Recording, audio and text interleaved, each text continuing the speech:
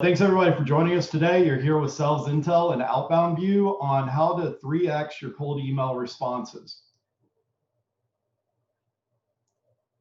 You have with you today, I'm Jason Hubbard. I'm Vice President of Partnerships and Alliances here at Sales Intel, and I want to welcome James Alden over here from Outbound View. James, welcome. Super excited to be here with you, Jason, and ready to dive in. This is going to be a lot of fun. Absolutely. So yeah, with everything that's going on right now, everybody having to focus on outbound sales, doing outreach, everybody working from home. This is a very popular topic. I've done several things around this type of thing. So excited to have everybody here, especially excited to have you on here with me, James, as a email expert. All right, quick agenda. So we're going to talk about pre-email research done at scale, segmentation and customization for the win, how to maximize reply with just 3 sentences. So James is going to take us through their strategy for that. And then finally, leveraging quality data to drive conversions. All right, so why is cold emailing so important? The most effective and scalable channel for initially connecting with prospects has been email. This has been the case for a long time. You hear constantly that email is dead, and then study after study proves that that is just not true. So absolutely the most effective way to be able to reach out, especially to scale that up. So if you're scaling up a sales team, you're trying to figure out how to fill pipeline in an uncertain time. Email is the most effective strategy, remains that way to this day. So what are the keys to doing it more effectively? You hear this all the time, but segmentation is so essential to how you do your email marketing, your cold email outreach for your sales team. Segmentation is the key to how you're able to tailor and customize your messaging, and results in enormous benefits to your email campaigns. So 14% higher open rates, 10% higher unique opens, twice, let's emphasize that, the number of clicks, lower bounce rates, lower abuse reports, and lower unsubscribes. So all of those stats should really have your eye open to why segmentation is so important. It's something a lot of us don't do because segmentation at the end of the day is not easy. It takes time, it takes effort both to do the segmentation, to break up your list, to make sure you've got enough volume and coverage in those different categories. But then the other piece is customization for each one of those segments is very time consuming. You've got to create, use cases and content and tailor your messaging for each one of those segments that you do. Otherwise, the segmentation doesn't really do a whole lot. And so it is time consuming, it is an investment, but it's an investment that's well worth it. James, what do you guys see on this side? Oh, it's absolutely key, right? The dangerous part about email is that it is so scalable. And so if you're not careful, you get into a situation where, you're boiling the ocean, you're sending an email to anyone. And that's when you start seeing those dismal open rates, those almost non-existent click rates. It's because that segmentation isn't there, and you're not taking that time. This is going to be a theme that comes up when we get to the 3-sentence email, right? I mean, such a large part of success in cold email happens before you ever write a word. And so I think this is something that the stats here speak for themselves, but I can say from the work that we do, cold emailing thousands of contacts every week, it's absolutely true. Yeah, these stats definitely speak for themselves, but the other underlying thing that they're an indicator of, that a lot of people don't appreciate, is it's not just how well your campaigns are performing, as far as how many people are opening it, how many people are clicking, how many people are looking at your content, how many people are pushing back and marking you as spam, all of that stuff. But the part that should be truly concerning for people is the impact this has on not just your campaigns, but your brand. How do people perceive you? So if you're just doing generic, spam outreach, that obviously reflects poorly on you. But also, if you don't segment and segment well, all of that work that you do can blow up in your face. If you try and create customized content for a segment and then you segment improperly, then it really, really looks badly on you. In a lot of ways, you'd be better off not even doing your segmentation if you're going to do it and do it wrong. Which is a great segue into our next piece here, which is how do you actually do it at scale? So segmentation requires you to do research ahead of time to be able to figure out how to actually do the segmentation. And so some things that you want to pay attention to, or good segmentation strategies, are using things like firmographic information about the company. So what's their revenue? What's the employee count? What industry or vertical are they in? Where are they located geographically? Each one of those are going to have an influence on what their hot buttons are, how you should be able to target them, what you should do as far as tailoring your content. And so being able to look at that, being able to not only be able to sort based off those, but also being able to look at, all right, where's their actual value to that segmentation? Just because you can segment something doesn't always mean that you should. Because if you don't have a good reason to do it, if you don't have something that's going to speak specifically to that segment, then don't bother doing it. Find the proper segments. Other ones are technographics. What technologies, what tech stack are they using?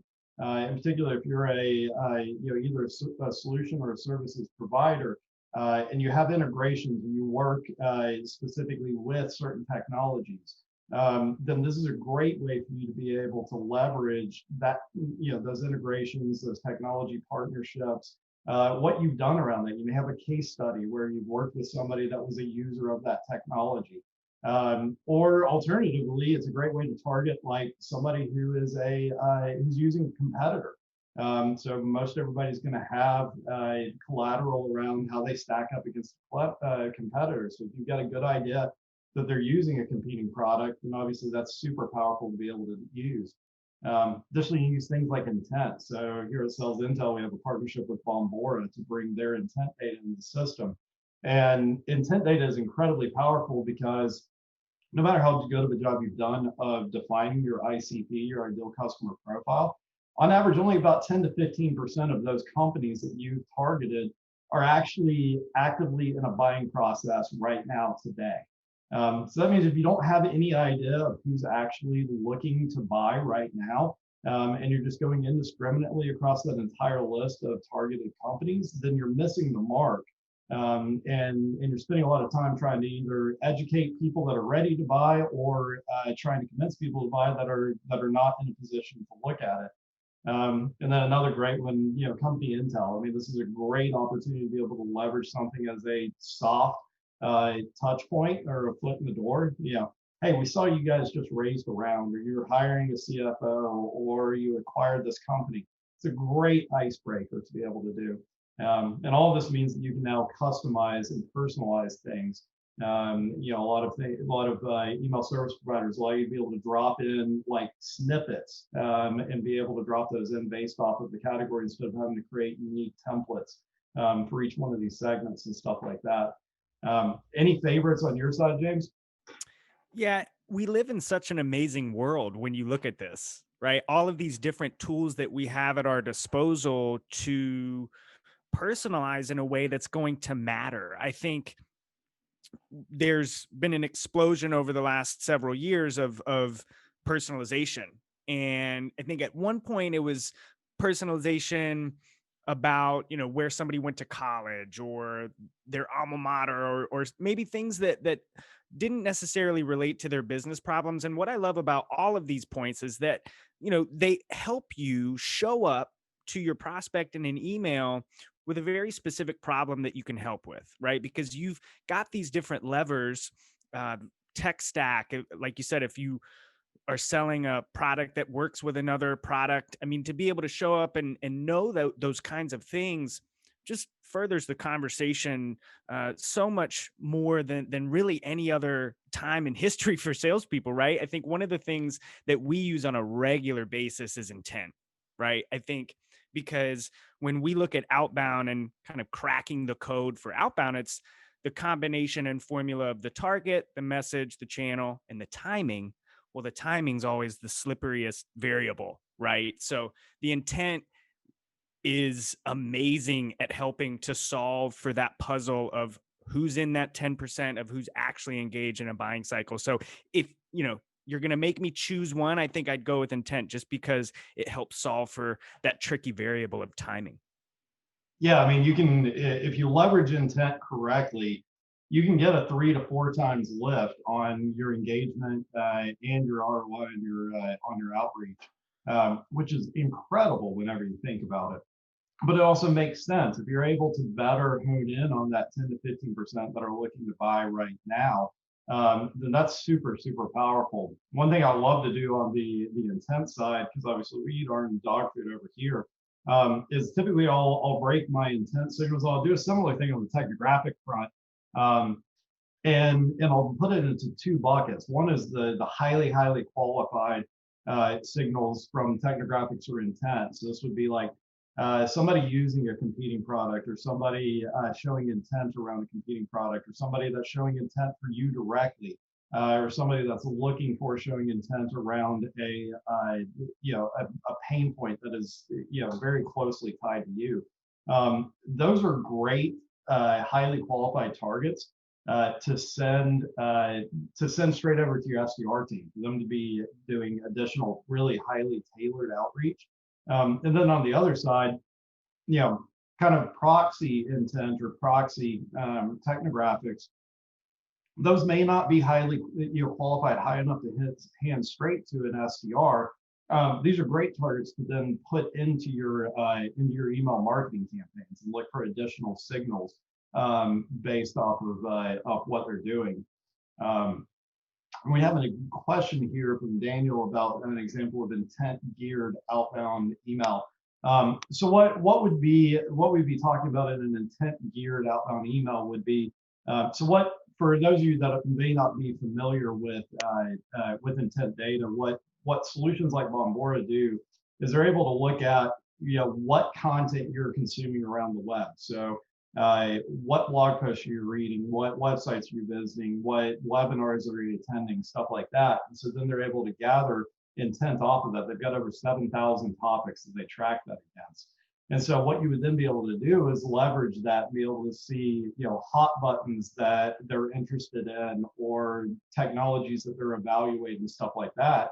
And then being able to tailor your content around those intent signals that they're giving you. So for us, like if somebody is showing intent around enrichment, which is one of the features that we have in our product, then of course we would focus our outreach around our enrichment product and all of the value add around that, as opposed to a more general pitch around just our data offering overall. And so, it allows you to really be able to hone in on what those hot buttons are and what to focus on. All right, another huge stat out of this: 77% of email marketing ROI came from segmented, targeted, and triggered campaigns. So the vast majority of success that you're going to have in your email outreach, whether it's marketing or sales, is going to come from taking the time to do that segmentation and targeting. All right, James, talk us through a 3-sentence email here.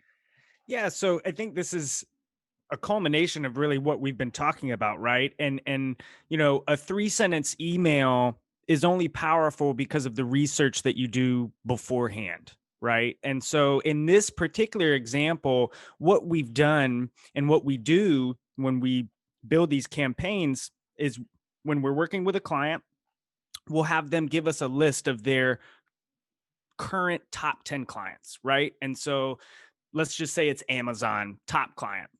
What we'll do is we'll go find folks that once worked at Amazon and are now in new companies, right? In the target ICP that we want to communicate with. And so we build lists. We called it buyer movement, right? Because you're tracking the movement of buyers that are at your current clients that love the stuff you do and are now in a new role at a new company. This email allows you to very easily, I mean, there's nothing fancy about the wording here, right? So let's use Amazon as an example here. So the subject line would be our work at Amazon. The subject line open rates that we get off of this is 50% plus, right? Because it's intriguing. You're mentioning an ex-employer, especially if they're a big logo. There's typically a lot of pride associated with being an ex-Amazon or an ex-Disney employee, ex-Google, right? So you're playing on some of that. And then in the body of the email, we're getting right to it. We're wasting no time. We're saying, hey, I saw you worked at Amazon. Did you work at all with, and then you would insert your company name. So outbound view while you were there. We helped sales leaders like yourself at Amazon with building better sales pipeline, right? You insert your value prop.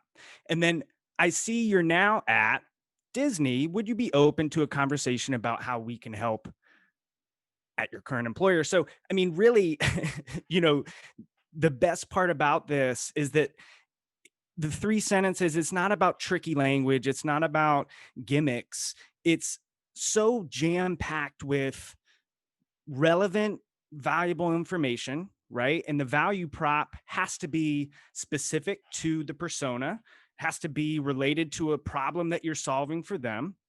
And we see, again, subject line, our open rates 50% and above, click rates in the 30% and above, and then response rates ridiculous 40 to 50% response rates, where we're able to generate those conversations at the top of the funnel based on that research that we've done. So it takes time. And what's interesting, Jason, is I had tried to do this as a frontline SDR in previous roles. And it just was time consuming to build the list and track the people and take the time to set up the little codes in the sequencer, right? So you can scale it out and sequence it out. But building a process and taking the time, really, now that we've done it here at Outbound View, it's so worth it, because you're removing, because the biggest challenge is we can see success with gimmicky things in cold email, right? You can trick somebody into opening an email. You can only send so many videos with a whiteboard, right?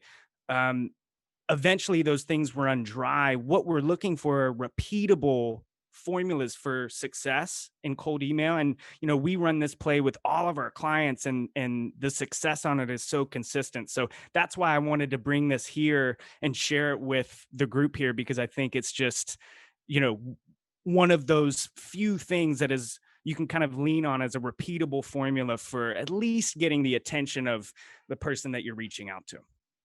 Yeah, this is a great example. I think a few things to point out here with it. You hit on, it's a time consuming thing, and so the key to it is making sure you build out and nail down a process, so that you're not going through and doing it from scratch every single time. So create your buckets, but also take the time to document what you're doing, how you're going about it. That means you don't have to go and figure it out all over again every single time. It makes it easier to replicate it. But it's also the way that you're going to be able to refine your process.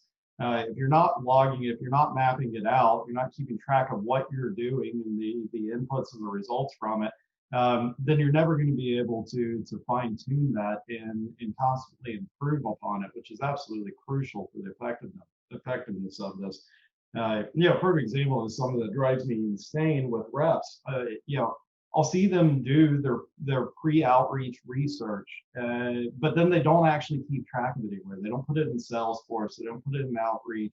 They don't log it any place. Yeah, there's no process. Right, and so then whenever they go to reach out to them again, because they didn't connect that first time, and of course everybody knows, it's every time a study comes out, it's a higher number. At first it was 6 touches, it was 8, it was 12, whatever your number of touches are, it's rarely going to be that first touch. And so if you're having to go do that research all over again every single time, this doesn't scale. Not at all. Track of it, both what your research it was as well as your process.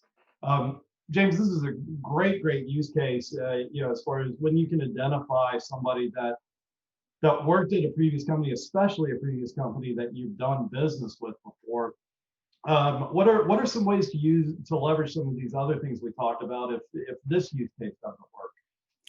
What would be an effective way to kind of do a similar three-sentence strategy here? Yeah, I mean, I think what we learned from this framework, starting out, with this approach and backed by this type of research, is really the formula is, and I think somebody even mentioned it here in the chat, right? Some triggers early in the email, right? So if it's intent based, right, you're going to mention and put those things that they're looking at and know they're thinking about early in the email, in the subject line, in the first line. um, One of the reasons that we know this works so well is because it's optimized for mobile. So you really need to think about, if you're looking at your email performance right now and you're not satisfied with your open rates and you're not satisfied with your response rates, take a look at the subject line. Do you have any triggers that are familiar to them based on whether they're using a specific technology or they're searching for a specific subject or topic? And then make sure that you're getting straight to the point. I mean, one of the things that I was guilty of early on in my career was taking up the first few sentences to introduce myself and let them know that I hope they were doing well. And it's just none of that matters, right? We live in, especially now, like you mentioned at the beginning, as we kick things off, everybody's an inside salesperson now, whether they want to be or not. So the email inboxes, you have to get to the point.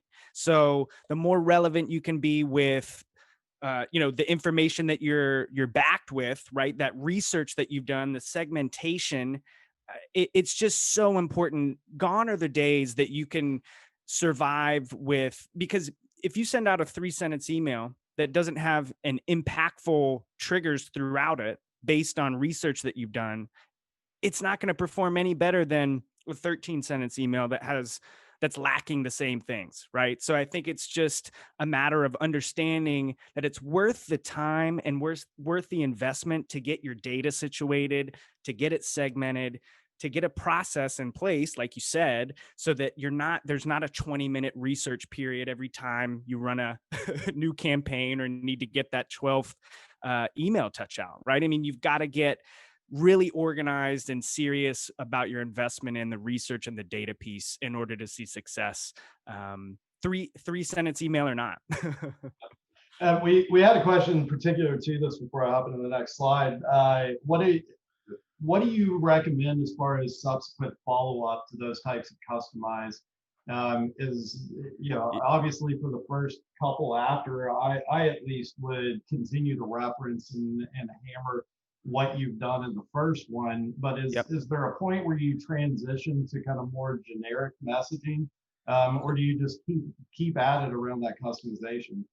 Yeah, so one of our favorite plays is, if you want to stay in the email channel, is because you're going to get engagement, right? They're going to open, they're going to click, but if you're not seeing responses, one of our favorite plays is to follow up with a customized video, right?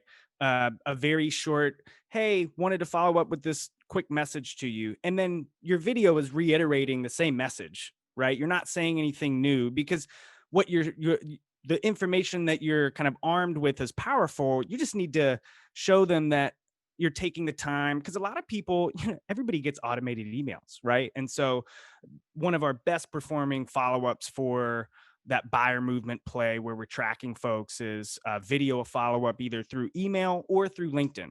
Very powerful.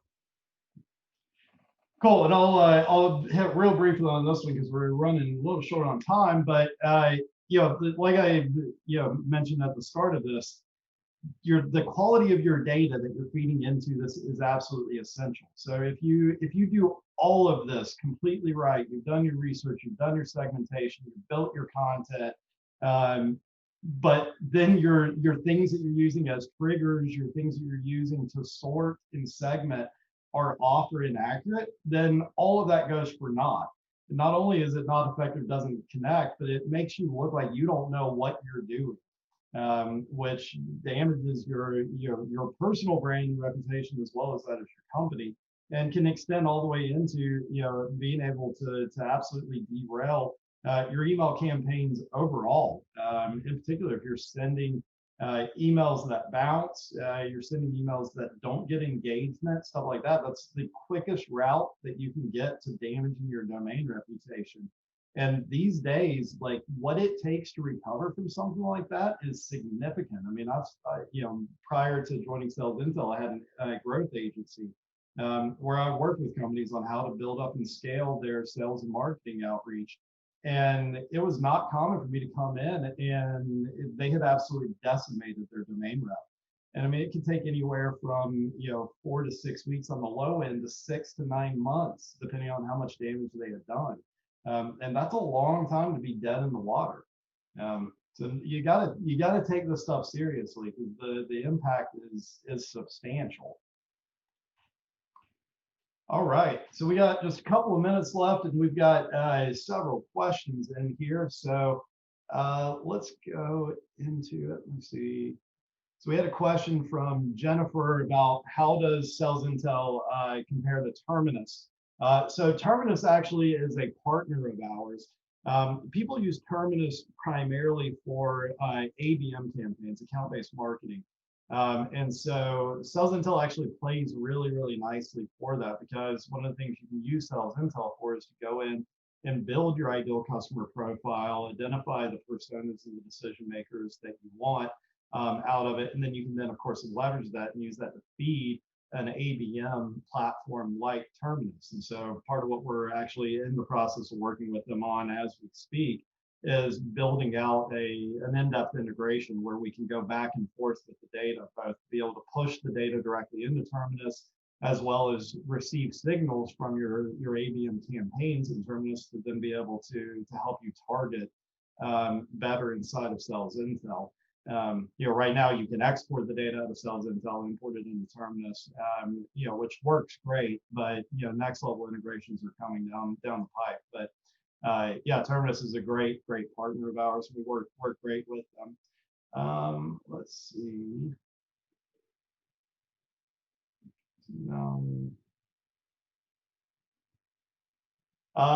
So I'll leave this one over to you, James.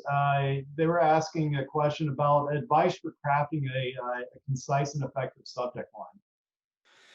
Yeah, so I think, again, you don't want to fall into the arena of being gimmicky, right? But, no more than 3 words in a subject line, and being a little bit vague, right? About the specific, what I call a crispy problem that you solve, right? So it's got so much goes into the research, right? So if you know that what you're reaching out to them about is relevant to them based on the information that you have, then you can craft, no more than three words, something that just mentions, for us, it would be, building sales pipeline with a question mark, right? Just something that gets them to look as they open on their phone at that first line, and then making that first line right to the point about how you're going to help them and the problem that you solve. I mean, I think the saying is you solve a problem or go away, right? So that's really what you want to have on your mind as you're writing email copy. Yep. Yeah, and another one that I try and figure out the best way I can to do it is get whatever it is that I'm trying to leverage from my research or segmentation into the subject line in some way, shape, form, or fashion. Because of course, if they don't open the email and the only place that you've got the fruits of that work that you've done is in the body of it, then the majority of people that receive that email are never going to get to the body of that email to be able to see that. So if your hook is is coming from your segmentation or research, make sure that hook is somewhere in that subject line so you get their attention and that you get that lift on opens. Because otherwise, you're only going to have whatever proportion of the people that open the email are actually going to be able to get into it and see what that hook is in the body of it. So don't have all of that work you did be for naught by burying it inside of the body or the copy of the email, as opposed to having something referencing it in the subject line. All right.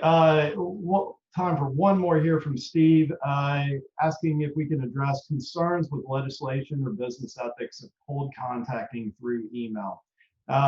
Yeah, obviously this is a gray space that a lot of people have opinions on, especially with things like CCPA and GDPR.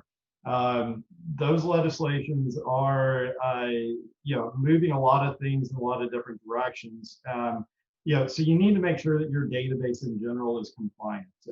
Those affect you a whole lot more on email marketing versus sales email sending.